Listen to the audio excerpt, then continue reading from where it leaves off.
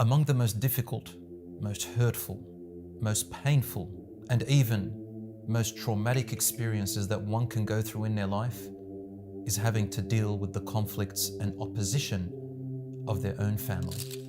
Family abuse, family violence is quite rampant in the world these days. And Allah subhanahu wa ta'ala addresses it in the story of Ibrahim alayhi salam. A teenager, barely past the age of 15 or 16, maybe even 12 years old, according to some historians. He had to face his own father, and his father was among the elites of the people of Ur. His father used to make idols and statues for people to buy and worship. So he was at the heart of it all. Ibrahim alayhi salam cannot go forward without speaking to his own family who he cared about and loved the most. Ask any child who has their grandparents, their uncles and aunts in their life and their cousins. They will say to you, I feel whole. I feel like I exist. Take that away from them and you feel in a barren desert. Ibrahim alayhi salam had to endure that with his father. When he came to him one day and spoke to him out of love and compassion, he said to him, as recited in Surah Maryam, وَاذْكُرْ فِي الْكِتَابِ إِبْرَاهِيمَ إِنَّهُ كَانَ صِدِّيقًا نَبِيًّا. Allah says, and relate in the book or remember the story of Abraham. He was surely an honest, rightly guided prophet of Allah. He was honest to himself and he now wanted to be honest to his family. He faces his father and says to him in the most compassionate and loving way, but with pain in his heart and fear that his father may reject the truth. But it was not about accepting what he says to his father, for Ibrahim a.s. wasn't thinking about himself. He was truly and honestly thinking about the welfare and well-being of his father, not only in this world, but in the hereafter. For when you know and have seen what the hereafter has in store for us, your family become the most important people to save before anyone else. For the hereafter is eternal. And how can the hereafter be enjoyable without the people that you love being with you in paradise? He said to him, إِذْ قَالَ يَا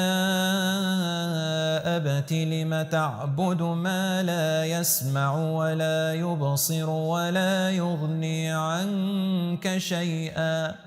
Behold, when he said to his father, O my dear beloved father, the term used is Ya Abati, which means, O my close beloved father, I can't understand why you worship things that cannot hear, cannot see, and cannot benefit you in anything good or bad. He's talking about the idols and the celestial bodies in the heavens, the zodiac signs and all of that. And then he said, يا أبت إني قد جاءني من العلم ما لم يأتك فاتبعني أهدك صراطا سويا. He says, Oh my dear beloved father, a knowledge has come to me that has not yet come to you. Follow me, my dad, and I will be able to guide you on that which is a more straighter path, a path that makes more sense. And then he kept on going. يا أبت لا تعبد الشيطان إن الشيطان كان للرحمن عصيا. Oh my dear beloved father, don't allow yourselves to follow and obey the evil people and the evil shaitan. Shaitan just means those who call to evil. The shaitan, he says, was always a disobedient one to the most merciful. Oh my father, I am calling you to a merciful God, one who will give you value, not one who calls people to make themselves into hierarchies where the top uses and oppresses the ones at the bottom. And then he says, Ya abati, again, oh my dear beloved father, إني أخاف أن يمسك عذاب من الرحمن فتكون للشيطان وليا. Oh my dear beloved father, I fear that a punishment may touch you from the most merciful Allah, And then you end up becoming an ally, a partner, a friend of the shaitan. My brothers and sisters, if you recognize how Ibrahim alayhi salam is speaking to his father, there is this true love from the depth of his heart for his father in the way that he approaches him. Even though he knew that his father was tough, rough, and stubborn in his approach, his father saw himself as one of those aristocrats, people who saw themselves better than others, entrepreneurs of the highest esteem. But not only that, because you can be an entrepreneur and a kind-hearted person, but he was one of those who saw himself above others, and his son had to follow him. And that if he were to listen to his son and follow this other way, it meant that he went against everything he believed in. His father knew that there was something wrong with their own beliefs, but unfortunately, his status and his esteem among the people was more important. Unfortunately, his father returned very sternly towards his son, and he even threatened him. He said, أراغب أنت عن آلهتي يا إبراهيم. Says, do you think that you can turn your back on my own gods which I worship, O Ibrahim?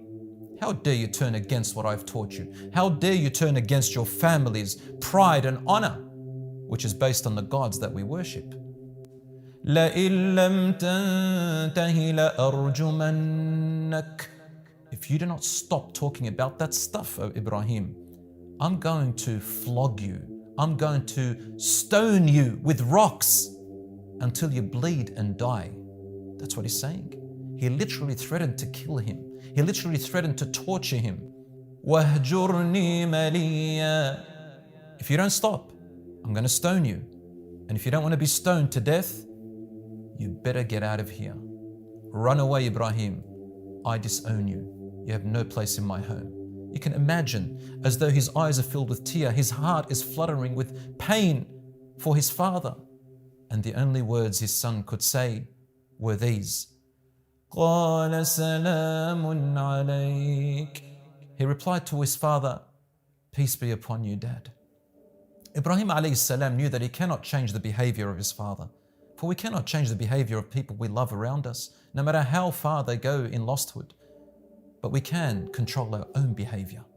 So Ibrahim alayhi salam did only that. He could have replied to his father in stern ways as the way he spoke. He could have told him bad words. He could have said to him, uff, and you're a this and you're a that. But instead, he said to him, peace be with you, Dad. It means, in other words, I fear that you may not find peace. And then he said, سأستغفر لك ربي إنه كان بي حفيا. I will ask Allah to forgive you, Dad. I have found that He never denies me any request. My Lord will never abandon me, Dad. I'll be okay, and I hope that you will be guided. And I will stay away from you and what you worship, as you have asked me to do. I will walk alone. My Lord is with me. And so, Ibrahim alayhi salam became disowned by his own family. He had to walk a path alone, but Allah was with him. Now, Ibrahim alayhi salam was barren. He was open to the oppression, the bullying, and the hardship of the people around him, knowing that he has no more support. How will Ibrahim alayhi salam now face his people?